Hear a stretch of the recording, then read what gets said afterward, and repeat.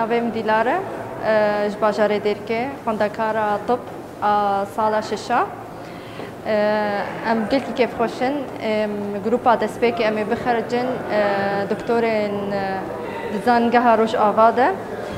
ام طلابه سال ششا ام فرعين جروباتا جروب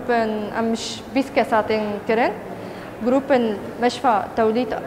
وجروبك مشفى زاروكا وجروبك مشفى وطني وجروبك دتشي طبقة جروبات ماجي انه هر تشتكي الابدبين مثلا جروبا ما وطني شيء مقسمينا الاسعاف عنايه عمليات طوارئ طبقي مخبر راسيم قلكي كيف خوشن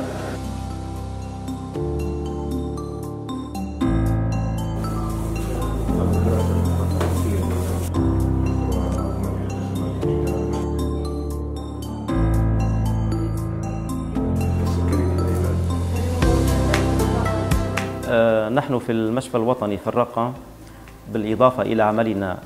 استقبال الحالات المرضية وتقديم الرعاية الصحية والطبية لكافة المحتاجين لها، نقوم أيضا بتدريب طلاب كلية الطب الزائرين من كلية الطب جامعة روجافا،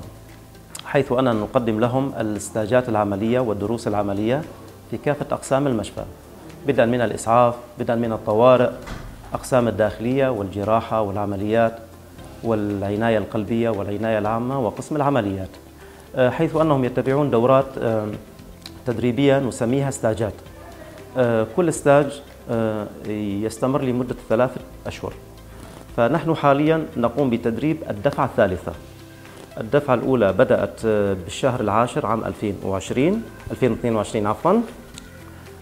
الدفعة اللي بعدها بعد 3 أشهر، وحاليا نحن نقوم بتدريب الدفعة الثالثة، حيث نقدم لهم التدريب العملي، والذي يقدم التدريب العملي هم الأطباء الأخصائيين العاملين في المشفى الوطني في الرقة، بالإضافة إلى المشافي الثانية كمشفى التوليد ومشفى الأطفال التخصص. نحن كمؤسسة خدمية نقوم بتقديم الخدمات التعليمية للطلاب، كون أنه لا يوجد مشفى جامعي في كل شمال شرق سوريا، وهذا ما نقوم بتغطية هذه الناحية